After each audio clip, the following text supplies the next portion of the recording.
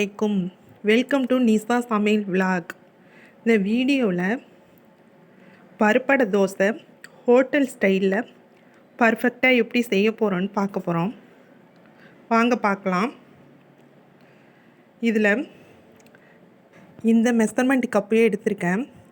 இதில் தான் இப்போ அளவு எடுக்க போகிறேன். அரிசி 1 கப்பு, துவரப்பருப்பு 1 கப்பு,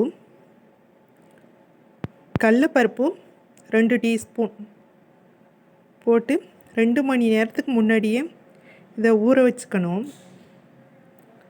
இதை ஊற வச்சுக்கலாம். இந்த தோசைக்கு தக்காளி சட்னி வெங்காய சட்னி அவ்வளோதுக்கு டேஸ்டியாக இருக்காது. அதனால் நான் தேங்காய் சட்னி வைக்க போகிறேன். தேங்காய் சட்னிக்கும் இந்த தோசைக்கும் பர்ஃபெக்டாக நல்லாயிருக்கும். இப்போது இந்த ஊற வச்சதை இப்போ அரைச்சி எடுத்துக்க போகிறேன். அதில் 3 வரமிளகாய் ஊற வச்ச பொருட்களை போட்டு ஃபைன் பேஸ்ட்டாக அரைக்க போகிறேன். இதை அரைச்சி எடுத்துக்குவோம். நான் இதை 2 ஷிஃப்டாக அரைச்சி எடுத்துக்கிறேன். கொஞ்சம் அதிகமாக ஊற வச்சா 2 ஷிஃப்டாக அரைச்சிக்கிடுங்க. இப்போது இதை வேறொரு பாத்திரத்தில் ட்ரான்ஸ்ஃபர் பண்ணிக்கிட்டேன்.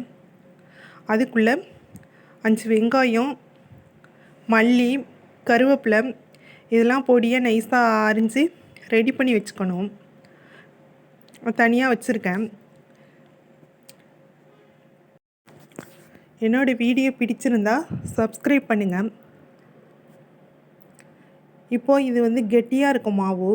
அதனால் தண்ணி ஊற்றி லிக்யூடாக நான் கலந்துக்க போகிறேன். இதுக்கு தோசை ஊற்றுற பதத்துக்கு இதை லிக்யூடாக கலந்துக்கணும். வீடியோ பிடிச்சிருந்தா உங்கள் ஃப்ரெண்ட்ஸ் அண்ட் ஃபேமிலிக்கு ஷேர் பண்ணுங்கள், கமெண்ட் பண்ணுங்கள்.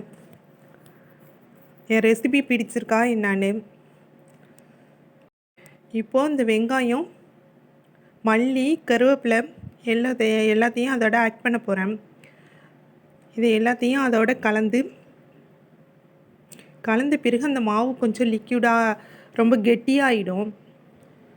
அதை இன்னும் கொஞ்சம் தண்ணி ஊற்றி லிக்யூடாக ஆக்கிக்கணும்.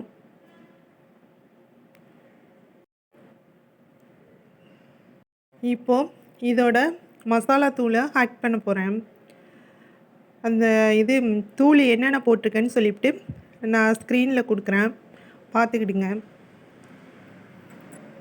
மஞ்சள் தூள், பெருஞ்சீரகத்தூள், சால்ட்டு 3ஐயும் அதோட ஆட் பண்ண போகிறேன். இப்போது இதை நல்லா மிக்ஸ் பண்ணிக்கலாம்.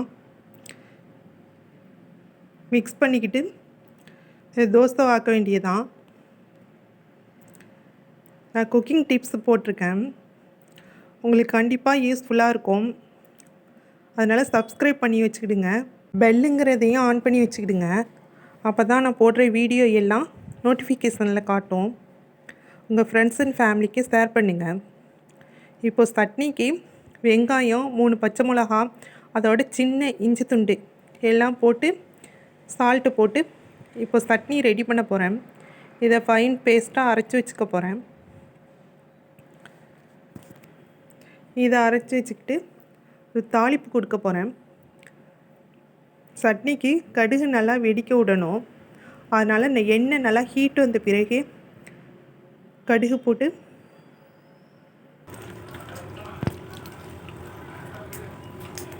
இதோட கருவேப்பிலை சேர்க்க போகிறேன்.